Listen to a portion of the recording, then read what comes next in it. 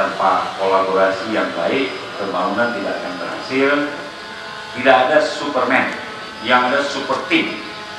Jadi kita harus bekerja dengan tim yang kuat, tidak dengan kekuasaan satu tangan.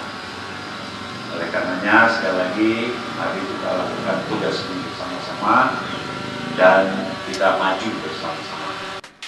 Pemerintah Aceh sangat berkomitmen dalam upaya-upaya mitigasi bencana di seluruh Aceh. Meski demikian, untuk mensosialisasikan langkah mitigasi secara luas, dibutuhkan keterlibatan semua pihak untuk bersinergi dan berkolaborasi. Pelaksana tugas Gubernur Aceh Nova Iriansyah usai meresmikan Gedung Logistik Kebencanaan Badan Penanggulangan Bencana Regional Aceh Tengah mengajak semua pihak untuk melibatkan diri dalam upaya penanggulangan bencana. Nova menambahkan merujuk pada rekaman Gua Ek Linti di Kecamatan Lung Aceh Besar dengan jelas bahwa bencana selalu berulang. Di gua tersebut juga terekam bahwa bencana tsunami besar sudah pernah terjadi beberapa kali di Aceh.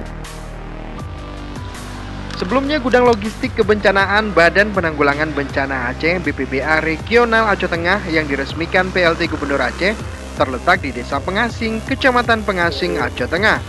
Gudang tersebut dibangun tahun 2019 dengan dana senilai 2 miliar rupiah.